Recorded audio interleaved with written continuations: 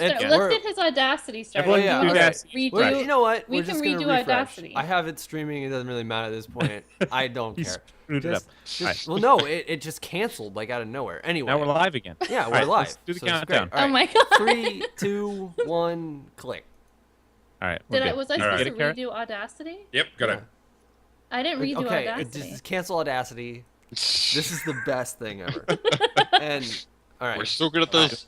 All right, 3. Wait, I we need thought a new shit one. show was I only my God. I hate all of you people. You're the worst. All right, 3. This was not my fault. 2, 1, click. Good. All right. And then the fans get to watch us struggle through this entire process. So this is going to be Should I start all over again? Or are we yeah, start all over again. That was great the way you started it. Except now... Wait, are we doing Welcome it again? to the new and improved Trinity Force podcast. Right now, we threw in Mutiny earlier today, so Adam is locked up in Cheer's closet, and he'll once he finally makes out of the closet again, then we'll have his podcasting host chair available again. This was so much better the first time around, Cheer. Well, you know what? I gotta say, it takes a lot of courage when Adam does finally come out of the closet. Good for him. It does. It will. He'll be back on Monday. We're all very supportive. He won't be joining us this evening, but I get to podcast in the meantime. I get host. So I'm Jennifer, Days Untold, and I'm joined today with Chira. I'm right here. Hi, guys. I got food, so we're all good. Punchinello. Hey, everybody. DeClaude. Howdy. And Carrot Colossus from the Oz LOL podcast is joining us this week as well. Good morning from rainy Australia. Is it really rainy there? It is really rainy. Even though it's kind of in spring, we've had really crazy hail and rain and all sorts of like insane apocalyptic type stuff, which happens every year or so. There's a place like in Australia, there'll be a place where there's like massive bushfires, and then the other half of the country will be like blizzards and hail and stuff. So yeah, it's just we just kind of get used to it. Man, Australia's awesome. I think those are all those Tasmanian devils just swirling around, going crazy. Maybe. Yeah, that would be cool. So tonight, I think we're just going to go ahead and jump into some listener questions. We're running a little bit late, so we're just going to jump right in. So I guess we'll start with Sir Tesla. Nick writes in and he said, how can I determine if an off-meta build requires a high level of team skill like support fid, a low level of enemy skill like Kindercade, or just plain bad like bot lane Cassiopeia? And I don't know what Kindercade is, so somebody else take this one. Can someone explain that? Does anyone know what Kindercade is? No. I am Caitlyn with a Kindle gem? Get off all them extra cues. Keep an eye on Twitch chat. Maybe he's watching. Maybe. But an off-meta build, how can I determine if an off-meta build requires a high level of team skill? A low level enemy skill, or just plain bad? I don't really understand the question. Support. He wants to do off-meta builds, but we could just talk about off-meta builds and when to use them. Yeah, I think it's how he wants to know if he can make it work, or if it's just gonna not be successful, and what you have to count on. Well, off-meta build just almost by definition doesn't have a very. It's got a very narrow use, right? Like there's only certain circumstances where you can use them. So really, the only way to figure those out is, one, through theory crafting, but the best way to figure them out is just to play all of them. You have to. I guess you could take support fiddle, although I don't think support fiddle is too off meta.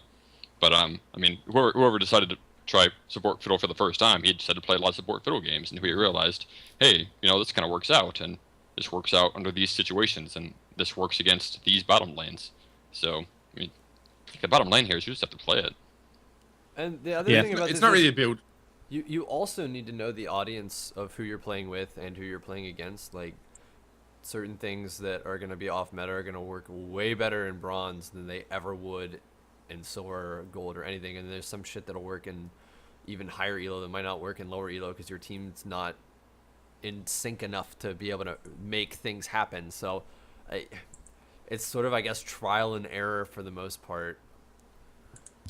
Based on how it's the one of those things that the build itself doesn't change the team requirements or the skill requirements in a sense. Like that, it's really more about the champion and their abilities. Like a champion that can't do support, there's no build on earth you can give it to make it relevant in support. So the reason support fiddle works is because of the CC he offers, and and all of that. Like the reason support anti works is because, again, the damage and the CC. Right. There's some champions that just won't ever work in support. Like, I'm sure I could think of some if I could think of some right now. But it's the build just. The reason you have an on-meta build is because it maximizes the efficiency of that champion in that role for whatever purpose it is. So, if you build AP with Leona, it's not quite as effective because her ratios aren't so crash hot. You want to build a tanky because she gets into the thick of things. So, health and armor and MR, that makes her more effective in what she's doing.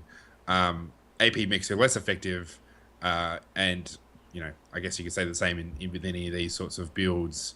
Like, a support fiddle building AD, probably not so crash hot. It makes him less effective in a role that he's okay in already. That's why you would build AP. So, yeah. I if think you're going to the be way doing... this question's worded, he wants to know how to figure out what build to pick, whether it's based on the team or the enemy being bad. I think just go into Team Builder and start messing with the off-meta builds that are that have a lore for you that you want to try, and try it out and mess with it, and then you can figure that out for yourself with a few games. Sorry, Days. No, that's okay. It sounds like again, I've never heard of Kinderkate. Support Vid isn't really off meta. It's definitely a thing. It's not as successful now because they adjusted him a little bit, but if you're talking about some sort of like cheese for bot lane, if that's what you're worried about, and you're considering whether or not you need team follow up to make it work or something like that, the Claude suggestion is really good. My other suggestion is just to have a reason for whatever you're doing. If you're going to do something, then make sure that there's a sound theory and some logic behind it that's going to help you and understand your weaknesses. Yeah, exactly. And you have to know your weaknesses. If you're not picking something in the meta, yes, you could be pioneering something that's actually really good. There's a really good chance if the pros haven't figured it out or high-level people haven't figured it out that there are very glaring weaknesses, and that's why it's not played that way. So you just have to understand what the weaknesses are, and that doesn't mean you can't play it. You just have to know what they are and be able to compensate. So pretty much answers that one. Yeah. Andrew writes in, why do I see pros building Avarice Blade first on Tristana when rushing IE is clearly a better choice for mid-game fights? Punch, you're at ADC. Why don't you take that one? Yeah. Well, first of all, sorry, Andrew, but I gotta disagree with you on the IE being a better choice right off the bat. The pros are rushing Avarice Blade, Tristana specifically, in order to build the Static Shiv. They get Avarice Blade first because they're just so damn good at last hitting, so they get as much gold as they can out of the passive. 2 bonus gold per last hit. But that's not really the important part. The Static Shiv is more the important part. Particularly, Static Shiv gives you a mid-game power spike, which is Tristana's weakest phase of the game, mid-game. And also, it helps her with wave clearing. The passive from Static Shiv is going to, do AoE damage every so often to the creep wave, which Tristana also lacks, and she lacks in clearing the creep waves, which is important to get through the mid game again in order to get to the late game. And then that's what Tristana is all about, is getting to that late game, so she becomes, a heavy hyper carry monster. Additionally, IE is much better with another item supporting it. Specific. Man, I can't talk today. Specifically, a Zeal item like Static Shiv, or if something that's giving it some extra crit to draw from that huge crit bonus it gives you. Right. I mean, the unique passive on Infinity Edge by itself, it doesn't really do a lot. I mean, bonus critical strike damage is good if you have a lot of critical strike chance, which the Zeal items will give you. Also, the attack speed that they give you gives you more opportunities to critical strike, thus making it even better. So those two items work hand in hand. Better to get the Zeal item first, the Static Shiv first, because of the mid-game power spike it gives you, and the stats, the attack speed, the critical strike chance are better to get those early rather than the critical strike damage. I think the main thing is the gold generation from last hitting, because that's what you're doing in the laning phase anyway. You're just building up your CS. Might as well build more gold, and then you're going to get those items faster. So that's That's a good. probably why they get it first. Like your Yeah, that's a first good point point. Oh, was yeah, they're John. really good at last hitting. So Yeah, I why agree not?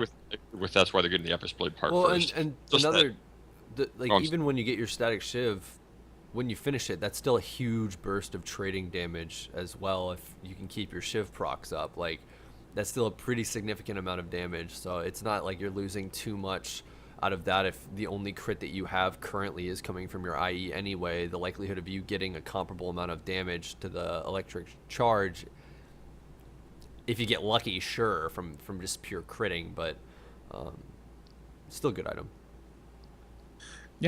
Just out of curiosity, because I mean, I've been trying to play a little bit more ADC to make my mechanics not so utterly horrible.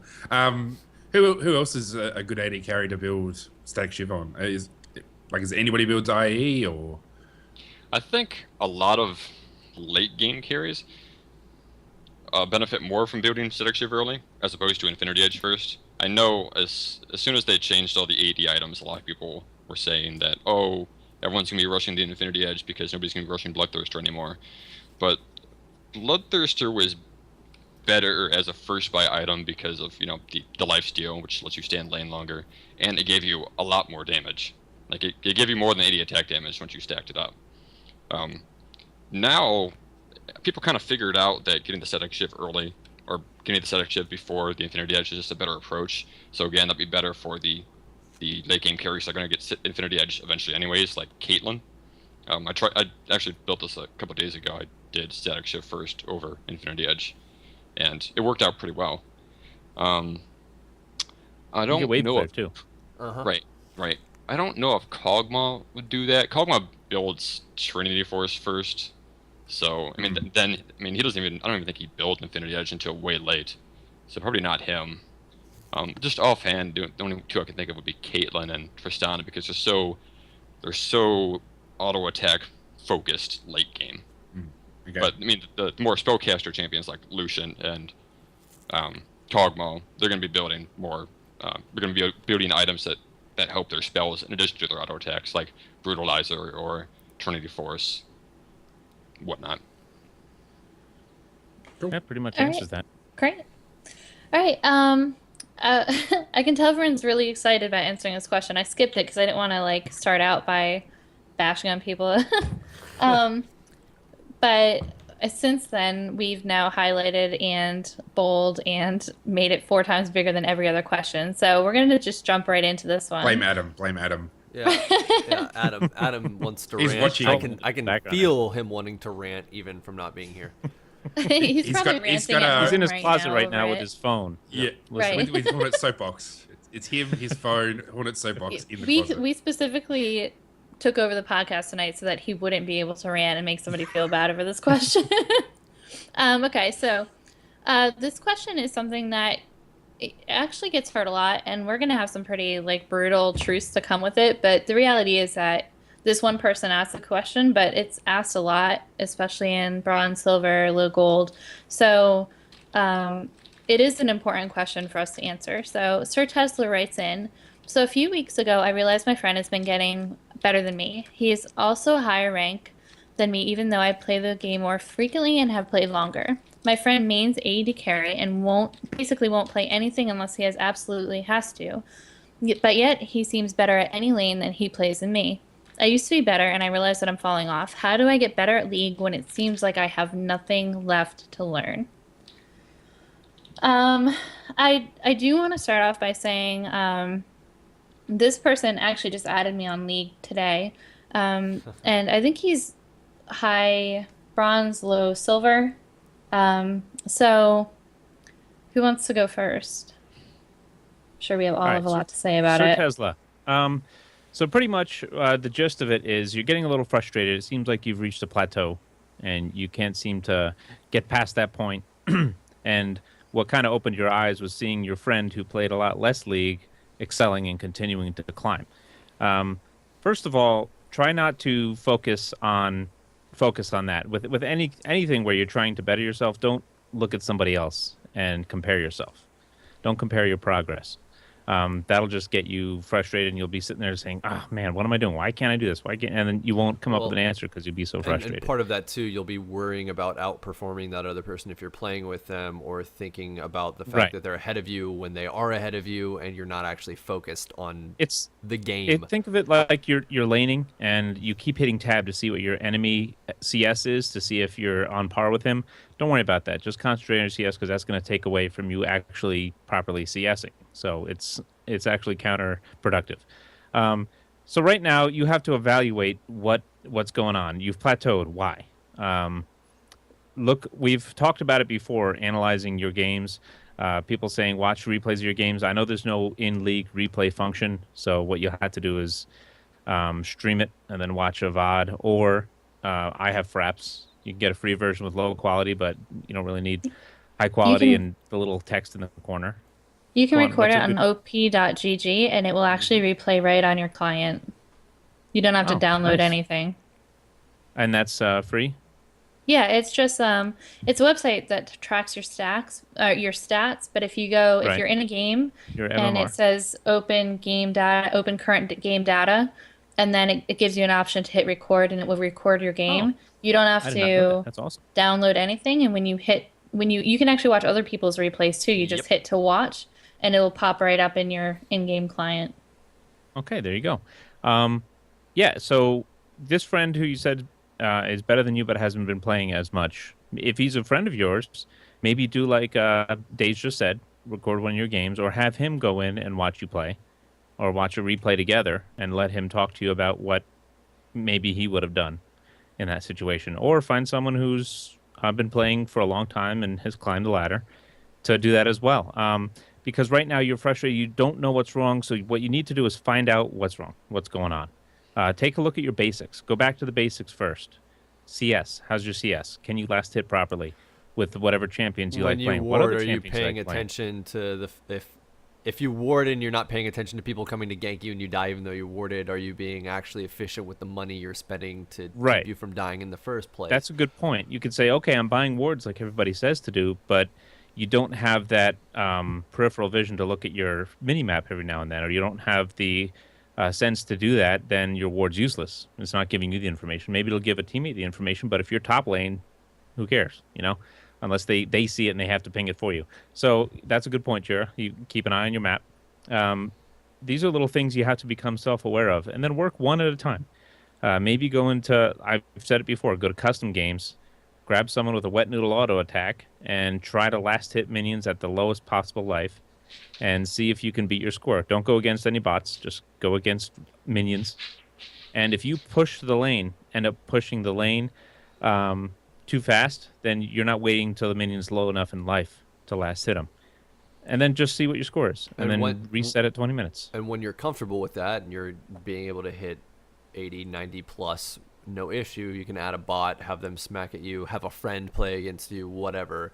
This game isn't about making giant leaps in skill in a short amount of time. It's about whittling down the things that you're doing wrong and just trying to cut away all the mistakes that you make little by little as you play. You're going to get way better over the long run doing that. Sure, there are some jumps that you can make, like say you're not familiar with a role like jungling, you can jump in and do a bunch of games and you're going to be better at jungling somewhere down the line. But once you're really familiar with the game, once you've been playing a long time, which it sounds like, for the most part you have, it's crazy how much just tiny minute, at least appearing mistakes will actually make over the full course of your game. I mean, again, and this is going to come back to me saying if you ward a spot and you don't pay attention to it, and I'm even, I make that mistake every once in a while. If you throw 3 wards down and it doesn't pay off and you die to ganks from that spot anyway, you're doing something wrong. You need to make sure that you're fixing it. Not that that's your problem. It could be a very huge amount of things that you could technically be doing wrong, but it's one of those things. Look at one thing at a time, try to remediate whatever issue you have occurring or whatever mistake that you're making, and then once you feel like you've sufficiently taken care of that, move on to the next small thing. Eventually it'll sort of just become muscle memory, and as long as you keep up with playing, it should stick. You know, This what, game's a lot like going to school. Like you don't go into a math class and they teach you calculus. You go into math and you learn what numbers are, and then you learn to count, and then you learn to add, and then you learn subtraction, and then you learn that adding is subtraction is actually adding negative numbers, and they add layer on layer on layer. Now they can just throw you in and teach you multiplication, but it's going to take you a million times longer to learn if you don't have those basics down. And I think the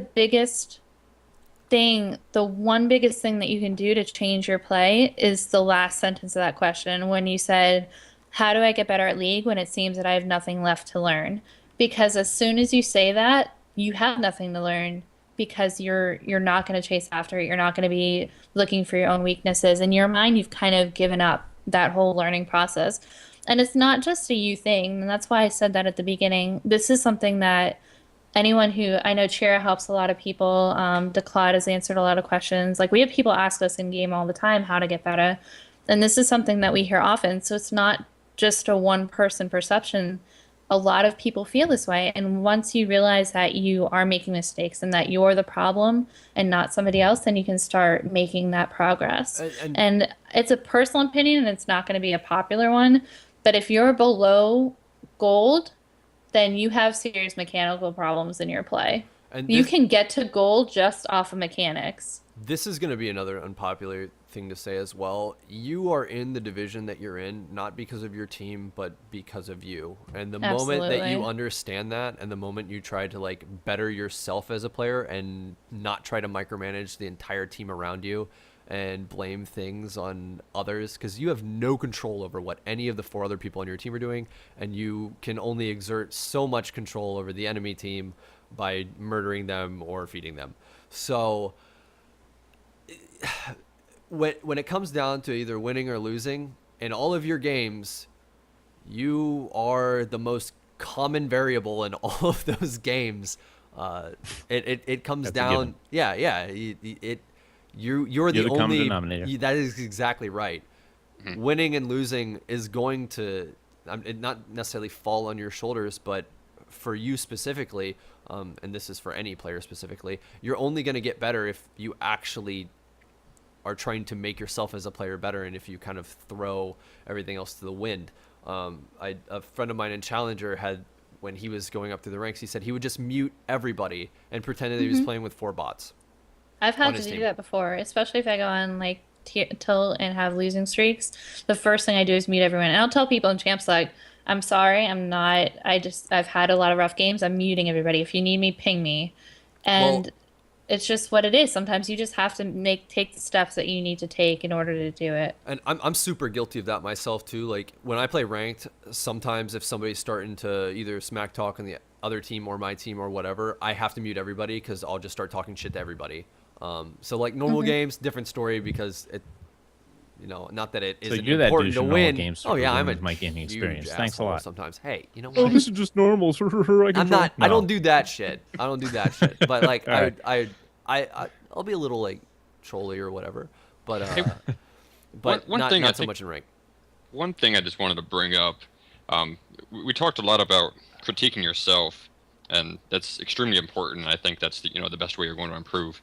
But another really good resource here is to have external help, which I think somebody touched on.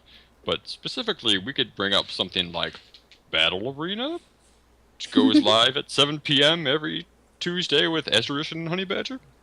I mean, having somebody else watch your games and critique you, like Battle Arena, if you're not doing that already. Free VODs, right there to look at. Right. I mean, and if you ever feel like you don't know what you don't know and you can't figure out what you're doing wrong, that's a great thing to do because they've seen a lot of games, they've watched a lot, they've played. A lot of people, even in this podcast, and I'm not sure about Azurish and a Honey Badger, but we all worked our way up the ranks. Like, I don't think anyone in here just showed up in Diamond one day. So we know what you're going through. Well, and we probably all felt that way at one time too. I mean, but we can help you. Even a few months ago, when Azdurishan was jungling Kazakhs all the time, whatever, he asked me to just spectate his games and let him know how I felt about how he's playing or other stuff like that. I mean, I'll look into other people's games if I have time. I mean, Tesla has me on friends list. We talk in game quite a bit. He just added me today. Yeah, I mean, I have no problems watching replays. I've done it for a lot of people. Right. And and don't think it's a burden on people either. Like I played Panth all the time. He was my favorite champion, but I reached out to Sotir. I was like, hey, look, I know Panth is my favorite. I think I'm really good at him. I think I have a grasp on him, but I am not getting his jungle path right. There's something with his jungle I'm not getting. So I had him critique and write me a whole List bullet of point stuff. thing on my game. And it's you gotta have a thick skin. Well, Don't expect it to be praised because and it's not. Even if you do great, you want something critiquing you. And he laid it all in line. He's like, hey, look, this is what you did. You should have done this at this time, blah blah blah.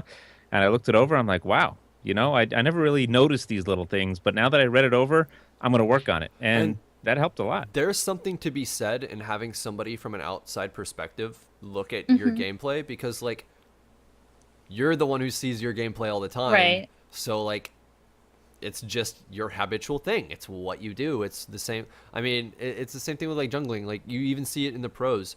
Certain teams will know that a pro jungler is going to run a specific route because that's what they usually do, and they end up countering it because they know what they're going to do. Not that the other team knows what you're going to do, but when you do the same thing over and over and over and over again, yeah, you're going to get really good at that one thing, but you're never going to innovate or do something different that might even be able to give you a bigger advantage once you're in game. And just having somebody with an outside perspective, especially somebody of a higher ranking than you, that Mm-hmm. if they got there, they probably have some higher understanding of the game than you do. That makes a really, really big difference, just having them give you some tips from the outside, because then it gives you that out-of-the-box perspective. And I mean, don't be something else afraid you need to to. lose. And don't be afraid to make mistakes. You learn a lot more by losing and making mistakes than anything else. Sorry, Lee. Yeah. No, that's all right. I just wanted to say, like, I mean, something I know with myself, I started playing League like 3 years ago, 4 years ago, or something, and then there was a guy who joined probably about two years into me playing. I had a guy I knew who lives in my town who started playing, and he quickly got to gold, and then I think he got to plateau or maybe even diamond, and he started playing in ranked teams, and he played in some tournaments and did quite all right. And I know with myself that I actually had jealousy because I mean most of us invest a lot of time and energy and emotional energy into the games that we love and to the hobbies that we love. And we like to think, I mean, everybody likes to think that they're better than they actually are. If you survey, 100 men, 75% of them are going to say they're better than average at sports. Because that's just how things work. And so you got to be careful that you don't actually have jealousy towards your friend, because jealousy actually can rob you of your love of this game. If it's one of those things that it can sort of hide underneath the surface. You don't know it's there, and it can slowly undermine the enjoyment you get. And so just be careful that that's not actually what's happening here as well. I mean, all the things these guys have said about getting better is totally spot on, and I totally agree. And maybe it is that you are losing love for things. I mean, people move on. So, if you really are not finding it that interesting, then try something else. Go play a different game. And then if you still want to come back and learn and push, because I actually read an article on Reddit. A guy said, I got to Diamond and I'm no good at the game. And he basically said how he's a support player, that he's mechanically not very good, that he's not like pro level. He just worked really hard. He got good help. And I actually found it really encouraging because I'm probably a bit like you. I'm stuck in high bronze. My problem is I don't play enough games. I actually need to play a lot more games to progress, and it's frustrating. So I think you actually can, as the guys have said, you can learn. There is more for you to grow. I think guys like us who maybe aren't mechanically great or aren't super, whatever. I think we can actually go pretty far just because through knowledge of the game.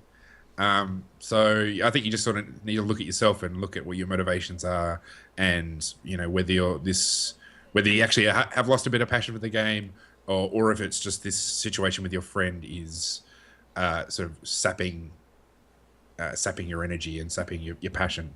So that's what I want to do.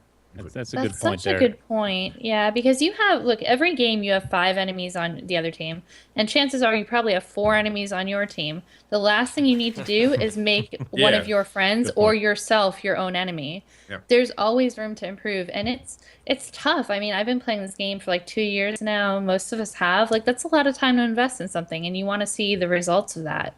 But getting frustrated and kind of giving up isn't the right way to do it. And if you're at that point, then maybe you do just need to take a little break and come back, or something of that nature. But there's ways to improve, and there's very few times when you're actually going to be stuck and you can't improve in some way. Yeah, there's. I mean, I just I want to know know with my ladder one thing anxiety, I've noticed. I'm going to interrupt you, Lee, it's fine. again. Like Again, we've been doing this entire we've all been conversation. doing it. Yeah, that's Sorry. fine. That's okay. I But have I much was love saying, for you guys. I got patience. you worded it like you said you used to do well, and it seems like you're falling off. Maybe the patch changes, the champion adjustments, the new items. Your friend just came into it with the way it is now, maybe, and that's all he knows. Maybe you're kind of stuck in how it used to be. So if you can kind of mentally wipe your slate clean with how the game works and start over again, maybe reevaluate your favorite champions. And Take a look at how they work, that's going to be and maybe even you'll. more true when like any of the perspective changes that go through for next season go through as well. People who've played this game a long time. Now's a weird time because it's going to change drastically. People who have played a long time are going to have to completely relearn everything. Right. Yeah, so just reevaluate the champions, the abilities. Take a look at the patch notes and say, hey, what's different? What do I not like about the improvements, or what am I not adapting to? Maybe it's the hyper carry meta. You don't know how to deal with a game getting to late. Maybe your favorite champion got a nerf, and you still think you can make it work, but you can't. Might be slight. So review the champions again. Take a look and say, hey, let me try this guy. He seems to be kicking butt. And it's okay to play just. It's okay to play just for fun and not to compete. Like, you can think of about like seniors.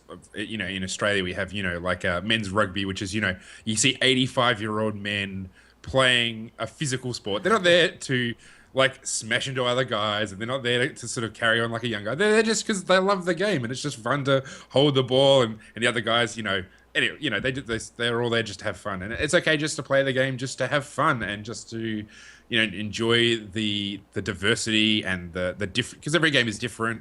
Every time you go into a game, things can go differently, and that's what separates something like League from Fallout or Skyrim. That's pre-programmed. You're just interacting with what somebody else has put in front of you. Where League is dynamic and interesting, and I've been trying to get rid of my own ladder anxiety by just loving the game more and aiming to have fun and not worrying about whether I win or not, but just worrying about just having fun. So yeah. Anyway, you should probably move on because I think hopefully that helps. He's in chat right now, so he's listening to us. Yeah. So I'm glad you were able to attend and listen while we answered your question. I hope it helps. Yeah, and again, feel free for anybody that you have on your friends list or whatever, feel free to hit us up. Yeah, whenever. Absolutely. All right. So we have two questions that kind of ask the very similar things. Chase writes in, I'm a bot laner. Support is my best role, but when I ADC, I also dominate. I am great during laning phase, and I know how to kite during team fights, but I am lost on the mid-game strategy. How do I help my team while keeping the opponent lane shut down? And then Nano also writes very similarly, I work well in lane, and when I play and rarely lose lane in general. But when I do try to transition that gameplay to team fights, everything seems to fall apart. So, Lee, why don't you start us off with that one? Sure. Okay. Well, I mean, I'd say first things first is you want to keep your focus on objectives. Don't. I mean, I'm in sort of high bronze, silver sort of area, and people get very focused on chasing kills, and kills are only. I mean, beyond a certain point of gold, but the primary virtue of killing an opponent is it gives you an opportunity to get an objective 4v5 or 2v1 or whatever it is. So probably the first thing is to not allow yourself to get caught up in chasing people through the jungle for 30 seconds when you could be taking dragon or you could be taking a tower. And yeah, that's probably the main thing I've observed. Yeah, I think if you're playing ADC, probably positioning as well. Team an advantage, and like you said, Lee, that's primarily through objectives. Specifically from a bot lane perspective, if I ever win the lane in bot lane, and then after I take out the tower bot lane, give the team gold that way. At that point, I try to group up with the rest of the team because I know I have an advantage, and I want to help apply that to the rest of the map. So I'll say I'll go to mid lane. And then try to get people to group up in mid lane and then try to take that tower, or you can go pressure dragon. If you've got if you really do have a huge advantage in bot lane, and they're pushed all the way to their tower, then like Dragon is free for the taking for you. Yeah, push as ADC. I see this a lot, and I can see how this question can apply. You're trying to take the laning phase into the mid game, so you're sitting there CSing while the rest of the team is doing other things. Everyone's off doing their own thing. They don't know what to do. They can't win team fights because you show up late, or you can't get there in time because you were off finishing off that last cannon minion because you just couldn't leave it to help your team when they got jumped. You got to transition out of the laning phase of CS and push a lane by yourself mindset and move into the team fight. Now, kiting during team fights as an AD carry, I'd like to hear Punch comment on that specifically. What do you do in a team fight as a, let's say, who's your favorite AD carry? Caitlyn? Probably Ezreal. Bane? Ezreal? Okay. Yep. What do you do as Ezreal? Ezreal's easy to kite with, though. You got that little safety. Right, exactly. Jump. That's probably why I like him so much. I mean, he's just You have he's a super safe. parachute for when shit hits the fan. Right. Do you have any advice for these listeners on what they can do specifically, strategically, mechanically during a team fight? The primary thing you want to watch out for is your positioning. You want to do as much damage as possible while you remain safe. You have to be mindful of or first of all, you need to be mindful of which enemies are trying to jump on you, and then you need to be mindful of what their area of influence is. Like, how close can you get before they can jump on you and take you out? And if they can jump on you, let's say they flash and Pantheon uses his W to stun you. Well, you weren't accounting for the flash, so there's not much you can do there. But do you know that your support can back you up? Are you near your support? Let's say you have Janna on your team. You probably want to stay next to Janna while you're positioned in team fights, because Janna's got plenty of tools to help keep you safe. And that's especially important if you're not playing someone like Ezreal and you're playing a low mobility champion like Hogmaw. Varus, right? somebody that's Varus, not right. moving very quickly at all. Right. It's extremely important Yeah. it's always important to watch where you are, but it's extremely important in that scenario because once they get on you, you pretty much got no hope of getting yourself out of it unless you have flash, and obviously you can't always count on flash being up. I would say targets of opportunity as well. Like a lot of AD carries will be stuck in the hole. I don't want people to be mad at me, so I'm going to focus the squishy targets. But the squishy targets are in the back, and you got to go through their front line to get to them. As a carry, you shoot whatever's in your range while you're safe. So if they come diving in, especially I like Kog'Maw because he can shred the armor and he can rip through tanks, especially later in the game. And then that Leona comes zenith blading in on you, just turn on her, auto attack, throw your puke out to keep the rest of the team from jumping on her as well, and do as much damage as you possibly can, or whatever tank gets in your face. Target of opportunity. If you're just sitting there running around, running away from the people who are chasing you and not trading back any damage to anybody whatsoever, that's probably why you're losing the team fights. And yeah, don't be afraid to shoot the tank if that's the only thing in your range. I also want to touch on what DeClaude said just a few minutes ago, where if you are winning bot lane, you took the tower and you do have an advantage down there and you're just staying down there farming, not really doing anything. It's sort of like if you're the support or the AD carry and you're split pushing at all and you're not in like gold 2 or higher, you're doing it wrong, especially if you're ahead. If you like an AD carry is generally the thing. It's the linchpin for winning team fights for the most part. You're going to do the most sustained damage over the course of the fight, and by the end of the game, you're going to be the one doing the most damage to everybody. So if you're not at the fights from start to finish, you're not getting off the most optimal amount of damage that you can be, and you're not swinging fights in the direction of your team winning. And that's particularly true if your lane has the biggest advantage of all the lanes, or if your lane's the only one that won, you're the only reason you'll win a team fight. So you gotta kind of take the ego hat off and realize that like you can't just sit and farm the entire game. I remember Hotshot GG had a tweet once that said the biggest issue with lower elo players is that they're so focused on finishing items and farming to finish more items, they forget that they can just win the game at the point of the game that they're currently in. And that's a good point. you'd be amazed at how many situations that can, like, you can grab that inhibitor instead of going off to take an extra 3 CS or that jungle camp, or Yep. like You see the big red blob and you're like, oh, juicy. Must yeah. go over there. But and that's true for supports as well. If you're a support and you're not with the team and you're off doing your own thing, you're not doing anything relevant for your team unless like there's just a giant wave and it's about to take your inhibitor or something. The most of your like help for the team is going to come from you being with the team. So you really have to keep that in mind. When in Some doubt, of this travel plays into the shutting the opponent bot lane down. So if you get the tower, you push it out, particularly if you push it sort of a bit further past that tower, and then you move to mid. Well, then you actually you pretty much have forced them to go to mid as well. So if you want to deny. Because if they keep trying to push that tower, you'll be able to get the mid tower, and then if they still keep pushing, you can go get top towers. So you start grouping up, moving as 3 people in mid, and then 5 people in top. And if you think that AD carry is picking up all the CS in mid when your team's grouped with a mid laner and a potential top laner that are going to be trying to clear the wave as well. And if that support has a relic shield, he sure as hell isn't getting any bonus gold from trying to smack the minions in there.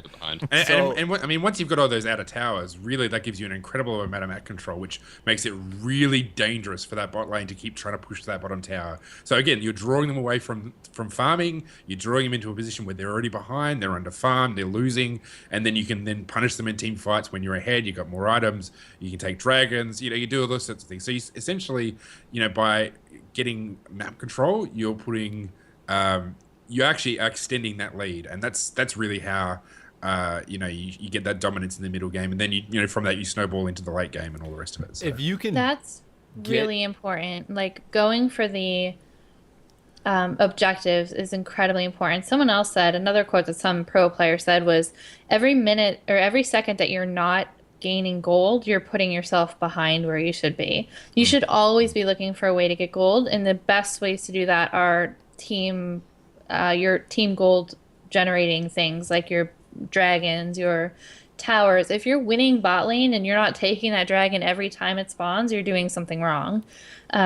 You should be grouping and trying to take those towers. You should, like I see people so often that there's like a Malphite top and he's got the enemy Malphite has the minions in the middle of that lane, but he's trying to push it to your tower. So your enemy, your top laner will then go try to defend your top tower instead of taking like a second tier mid tower. So don't, just because it's your tower and everyone gets really possessive and protective about not losing your tower, really concentrate on like what is best for your team. Make sure there are reasonings behind it. Like if that Malphite wants to take the next 10 minutes trying to knock down your tower, then let him stay up there. That's one less person that's not fighting you. For every second that he's wet noodling your tower, that's time that you could be taking their inhibitor or something else. And besides, he's probably way more useful if he was trying to help team fight with his team anyway. So let that guy waste all of his time in top lane. Who cares? you need to put away the oh hell no, that's my turret sort of mentality. The laning phase is over. Let it go. Right, or the pinging away. Like you just died. You have 10 seconds on respawn, and your mid is gonna go clear your bot minions, and you're pinging them away. No, those are my minions. Stop. Like you gotta let your ego go, and you have to play for the team, and that's hard to do sometimes, and it's not always the most fun thing to do. But the reality is that you're gonna win a lot more games by doing that and by being team oriented and ping. And if you're winning lane, you have so much influence over that game. Like if you're winning that hard in lane, like you guys are talking about, where you're just crushing your lane, if you ping a tower, people are going to go to it most of the time. So you have the influence and the ability and the leadership where you can make those decisions and help lead your team to victory. It's whether or not you're going to take that time to communicate and whether or not your focus is going to be in the right place. And even if you're not able to ping and they follow, it's probably better off just to group with your team and try to hold their hand in victory as much as possible anyway, because if they're not able to do things without you, they're even screwed more when you're not. I've had people that don't get absolutely overconfident refuse. and get picked off. Right. I've had people that absolutely sometimes you get games where someone's like, no, I don't want to group with you. I'm mad at you for you stole my blue buff or something. And then you know what? And they go and they're split pushing and they die. there have been many games I've been like, we're just gonna follow him around the map, and then your whole team follows him around the map, and you end up That's a winning good because point. all of a sudden you have team fights. So just you can bang your head against the wall all you want and think these are my minions and this is my tower and you're going to follow things my way. But you have to be able to adjust to other people. There are 9 other people in that game, and you really need to follow through and think about what's going to benefit and what's going to win you that game. Good And I punch. Do you mean, run around and try to get picks in the jungle if you get fat in lane? The enemy jungle? Who? Punch, The punch. our resident ADC. Well, I'm sorry. What was that? If do you ever? Yeah, I'm calling you out, buddy. I didn't If you hear ever you. get really It's fat just in the fine. laning I'm sorry. phase, like these listeners mentioned, they win the laning phase pretty good, pretty hard. If you get to that point where you're fat and you've pushed down the turret, the enemy turret, do you ever roam in the enemy jungle or try to put deep wards in there and try to counter jungle a little bit? Maybe push your advantage on the enemy jungler. Do you think that's a good idea? As an AD carry, sure, but you need Yeah. somebody to go along with you.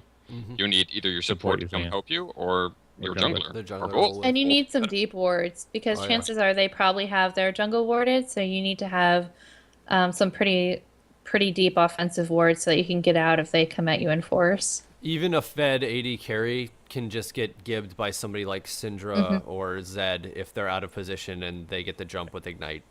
Yeah, the more Don't money get you have in this- overconfident. That might be part, if you guys are having trouble ever, it might be that you're just way overconfident and you think I'm 5-1, nobody's gonna kill me, I can 1v3. Yeah, I And see that happen a lot. and if you're ahead like that and you just gave somebody on the enemy team who can carry a bonus 400 gold, you Yep. just really help them catch back Yeah. up. Right. If you You've always- chase that carry that you've been destroying in lane, you chase him deep, and then everyone dogpiles on you and kills you. They got assists. They got what's it called? The bonus gold for killing you, shutdown gold. And let's say you did get the kill, not worth. No. You got what, 10 gold? Yeah, So- I mean, and the other something thing in is, terms when of you're the- ahead as an AD carry, like, you're getting more damage, but you're never getting tankier. Like, that's not the. I mean, top lane junglers, even some mid laners, when they're ahead, they can take more damage, but the AD carry never really can. Yeah, in terms of like mid-game strategy, because I mean, I guess if they're feeling a bit clueless, they don't know what to do once you've got the towers. So you get to the point where you've got all the outer towers, and you're now pushing onto the inhibitor towers. Now is probably when you start to think about Baron and start to at least try to bait at Baron, because particularly if you don't have a good sieging comp, you really need to try and lure the team out of the base. And a good way to do that is to put pressure on Baron, like get vision control, and then clear out all the wards. And then start either bait at Baron if you're at a lower level, or actually start to try and take Baron, because if you can get somebody out of the base, pick off one of them, then you can get Baron. Then all of a sudden you're looking at 4v5, going into attacking the tower. You can then use the regen to siege more effectively. So I mean that's the sort of thing. That's where you started to transition to the late game. So you need to make sure you don't have a really good mid game and then start throwing, because you have no idea what to do once you've managed to get all this dominance over the map. Yeah, and as an AD carry, you're needed on Baron. You're needed on those objectives. They Most need your definitely. damage so you can rip it down to take advantage of that 4v5 scenario. So, yeah, you're important. As an AD carry, you're important, and you need to be with the team. That's I guess Yep. that's pretty much the overall sum of it. Be with your team. And if you have to split to take care, like your lane's getting pushed and you have to defend it, then just communicate. So your team doesn't engage 4v5 and then complain that you're not there. 4v5, they end up sweeping 2 turrets from it, and then you're Right. sitting there with a handful of cash from the 10 minions that you kill. Right. All right, cool. So let's move on. Noah A writes, do you feel that there are certain times when you should avoid playing ranked, and is there an optimal time to play? By optimal, I mean a time when there are less trolls and feeding teams than usual, if there's such a thing. I feel I like think so. we definitely, I feel like we hit a lot on this last episode where we were talking about how if you're in a bad mood, if you're not feeling that great, if any reason that you feel could detract from your play is there, don't play a ranked game. You're not helping yourself out, and you're not helping your team out if you're just going to bring negativity to the team or whatever. Yeah, that'll take care of yourself. And now I think this listener wants to know maybe a specific time during the day, maybe in your time zone when school lets out for the day during a weekday, you might want to Wanna queue beware. less, not be I there. have Uh, yeah, I noticed that like on weekends, usually like midday weekends gets a little bit rough. Weekends are rough. Right. And you just gotta, it's not that you can't plan weekends. You just have to have a little bit extra mental fortitude and know that you're gonna have some people that only play once or twice a week. You're gonna have some people that are frustrated. It it's just gonna happen. And you can decide Early not to play all weekend, or you can just try to really just kind of grow some thick skin and kind of work through it. Yeah, But I mean, early it's one of mornings those is things fine. that If you have a flexible schedule where you can Play in the morning. adapt to where you can pick and choose and say, hey, any time of day, any day of the week, what's the optimal time? Experiment. Try early mornings. I I find Right. early mornings seem to be best. I I do the love same kind of I analysis here. love playing in the morning because I feel way more alert, but I think that's because I also, that's when I'm usually drinking coffee, so I'm feeling pretty pumped up to get shit done at that time of the day anyway. So I'm gonna go with my favorite drug of choice and say that get a little caffeine in you before you queue for ranked. Um, Make your reactions a little bit quicker. Sure, Jay. Yeah, I But used it's one of to. those things. The percentage, the likelihood that you'll have trolls on the other team is actually higher than you have trolls on your own because Absolutely. Unless you yourself you are in a your team troll. as long as yeah, that's it. So unless you're a troll, there's a high likelihood that there's other people on the other team are going to be trolls. And it's the kind of thing like what we said before about muting. If they're going to get aggro, just mute them. There's really there should actually be a button that just says a big red button on everybody's screen that you should press to say mute all. That'd be great if Riot did that because really, if you're having troubles with other people, just mute them. The I can't take it anymore button. Right. Isn't the Blizzard's Um, one Heroes of the Storm? Doesn't that like not have chat for anybody? No, you Because can of you can that? chat with your team. You can never chat with the enemy Oh. team for any reason Oh, okay. whatsoever. It's That's the, how Smite is like. Yep, same thing with Smite. And it's really, really easy to mute people on your own team. So I don't mind. It's interesting too because for games like that, you can't talk to people in like the lobby afterwards either. Like it just once That the I would be game's completely fine with. I have Yep. never had a circumstance where Yep. I was like, I really need to talk to this person after a game. right. There's nothing I have a friend who constructive that has comes to. out of I that really want ever. to congratulate him for his The- cinnamon like Right. play. The after game lobby is the culmination of all the hate you can think of between the time Oh that my the God. screen says defeat and it Right. loading into the after screen. Right. I got a Very friend. I'm built up. sitting there. I'm re-inviting for the next game, and he's taking like 10 minutes. Like, what are you doing? It's like, hold on. He's sitting there chatting in the after game lobby, raging at somebody. I'm like, come on, just forget it. Move And all on. that You'd have to be does, keyboard warrior. yeah, sure, it might piss off the person you're yelling at, but all it's going to do is put you on tilt for that next game. Most That's all definitely. you're doing.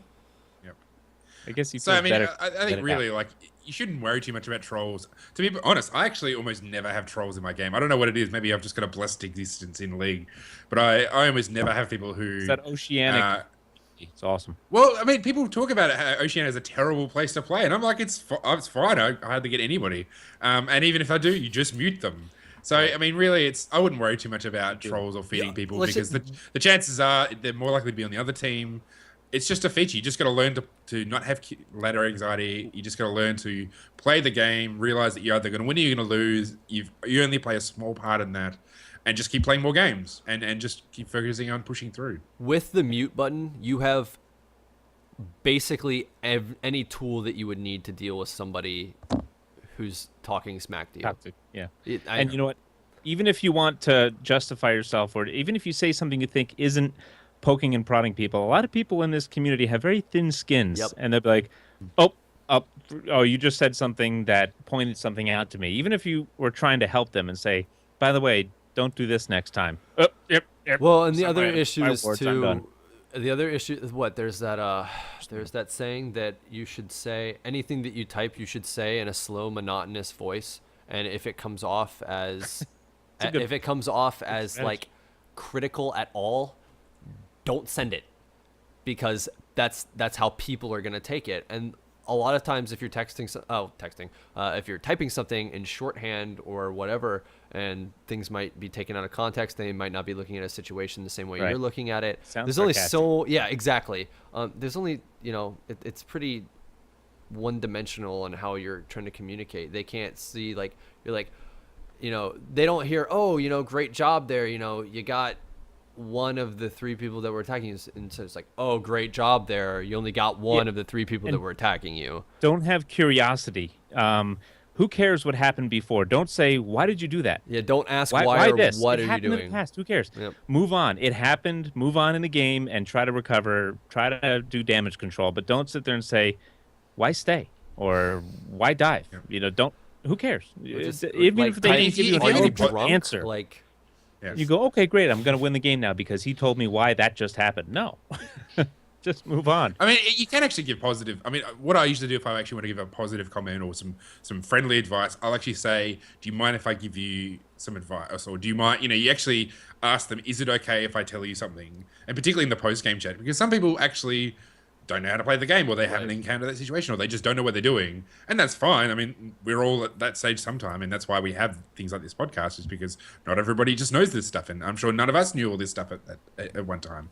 And so you just say, look, can I give you this advice? And if they say, get effed, you go, okay, well, you have yourself a good day. And if they say, yeah, sure, then you can say, well, if you, because quite often with ADCs, they, as a support, I notice they have terrible positioning. So I'll say, look, you just need to hang back a bit. Don't worry about going for the carries. Hit whatever's in front of you. Try and survive. That's the main thing.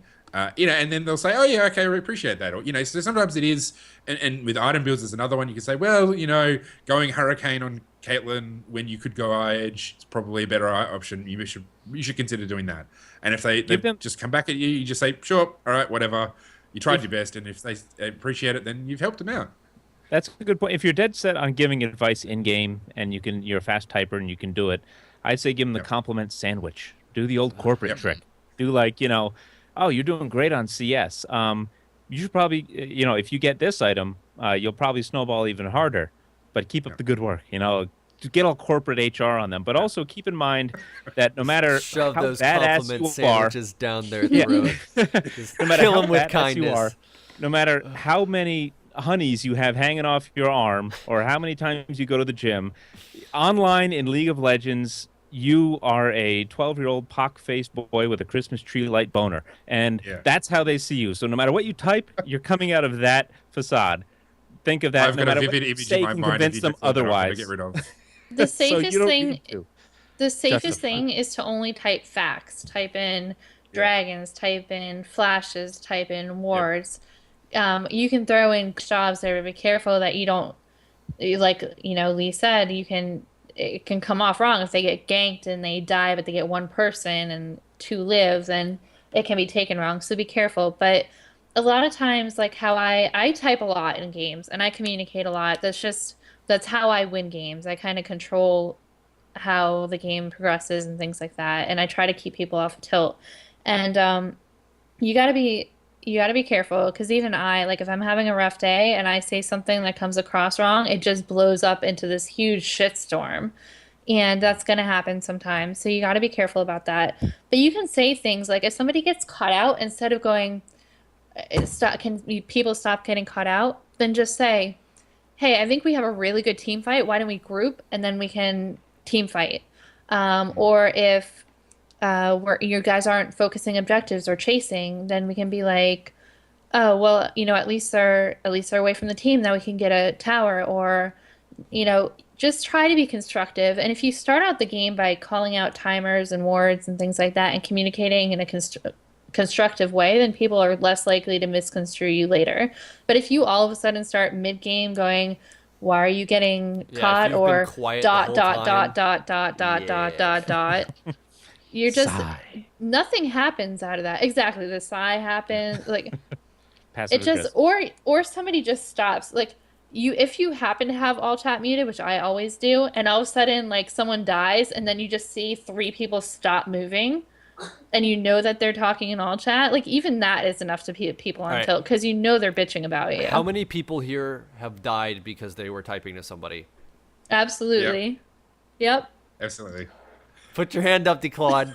I'm going to pretend that Brad's picture is putting it up too. I've got about my 10 hand's down. games total, so yeah, that's happened.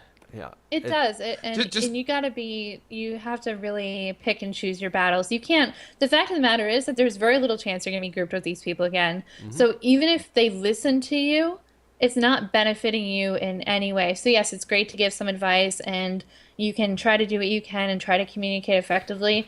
But typing an essay on why warding is important is not going to help you in any sort of way. Especially in the middle of a game where people Right. are already upset if they died and they don't want to listen to you patronize them for a mistake that they made because they're already mad enough at themselves and now you're just They throwing know more they stuff made a on them. mistake. Yeah. And if you're gonna type a D or an F and your pinky whiffs the enter key and you just use a summoner spell, so How many people have done that I've too? done that one too. Yeah, that'd be I'll good. raise my hand for that one. I mean, something that I like to do, going back to what Dave said about sort of explaining like strategy and stuff, or saying what to do next. What I like to do is say, okay, particularly when you get to the mid game, or you start getting towards the mid game, where we might have a couple of outer towers left, and so people might be inclined to lanes for a while still. As I say, okay, we've particularly you get mid, okay, let's rotate top, take top tower.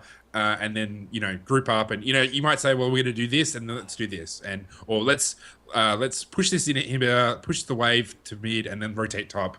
So you can actually have more than one step because people actually don't. Some people, it doesn't always work, but some, a lot of people actually quite appreciate somebody actually taking a bit of charge and sort of trying to direct the team because that the coordination factor in solo queue is really difficult. So it's one of those things that sometimes it doesn't work, but a lot of the times it does. You can say, well, let's do these next 2 or 3 steps to try and coordinate so then you can actually group up, focus, get those objectives rather than just sort of floating around the map trying to pick up kills, just randomly doing crap that doesn't matter.